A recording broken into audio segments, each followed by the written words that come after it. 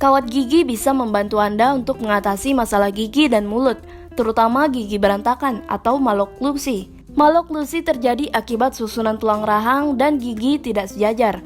Selain berpengaruh pada penampilan, kondisi ini bisa membuat fungsi rongga mulut kurang maksimal. Maka dari itu, maloklusi perlu Anda tangani dengan behel atau kawat gigi.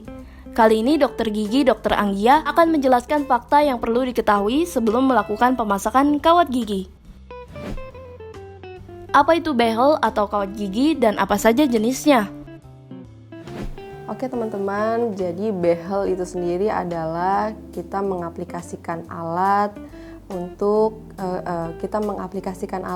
ke masing-masing gigi kita untuk merapikan gigi kita.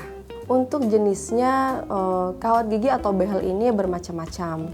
Jadi ada yang berbentuk logam, kemudian ada yang berbentuk transparan atau biasa disebut seramik. Kemudian ada juga yang namanya jenis damon. Berapa lama behel atau kawat gigi biasanya digunakan hingga mendapat hasil yang maksimal? Untuk pemasangan behel, durasinya tergantung dari bagaimana kasus gigi teman-teman. Nah, biasanya kalau misal dengan kasus yang gigi berjejal, kemudian gigi maju, sampai rahangnya pun maju, itu biasanya kasus dan pengerjaannya lebih lama daripada kasus yang lebih ringan. Kalau misal ada juga kasus dengan kasus yang gigi jarang atau gigi yang banyak space-nya, gigi spacing itu biasanya lebih cepat karena kita hanya merapatkan gigi yang sudah dibehel. Kemudian untuk berapa lamanya lagi semua tergantung dari teman-teman kerajinan kontrolnya setiap bulan. Jadi nanti dokter gigi akan mengevaluasi atau mengedukasi untuk kerajinan kontrol. Kalau misal dalam waktu 1 bulan teman-teman rajin kontrol, ke depannya tetap rutin, durasinya rutinnya dalam 1 bulan kontrol, itu pasti hasilnya akan lebih cepat terlihat. Apa persiapan yang harus dilakukan sebelum pemasangan behel atau kawat gigi? Persiapan yang harus dilakukan untuk pemasangan kawat gigi atau behel, yang pastinya teman-teman harus datang ke orang yang tepat. Bisa ke dokter gigi atau ke ortodontis. Jangan selain dokter gigi atau ortodontis.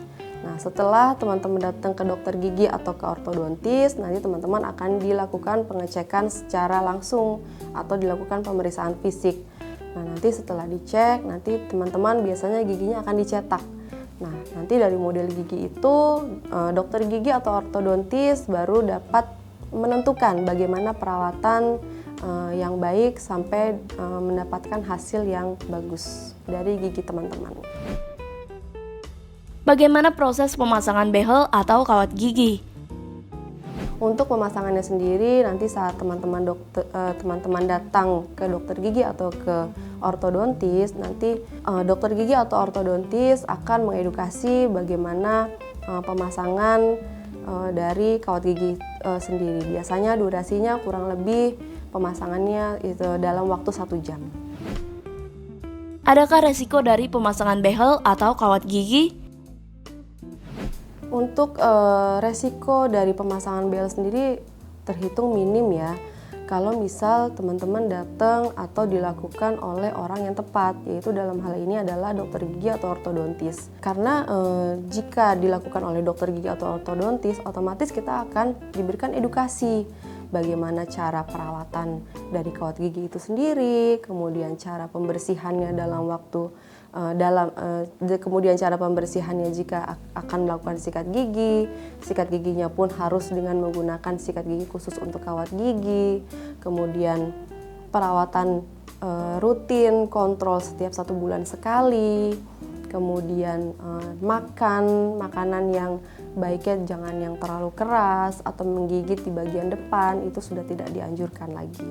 Sebenarnya kalau untuk dari jenis-jenis atau masing-masing kawat gigi, semua prosesnya adalah sama. Yang membedakan adalah dari estetisnya. Kalau misal yang berwarna logam, otomatis behel atau kawat gigi itu lebih kelihatan. Tapi untuk yang bahan seramik, itu dia warnanya lebih samar atau lebih tidak terlihat saat kita senyum atau tertawa, seperti itu. Sekian pembahasan mengenai kawat gigi. Saya Dr. Gigi Anggia, sampai jumpa di pembahasan berikutnya.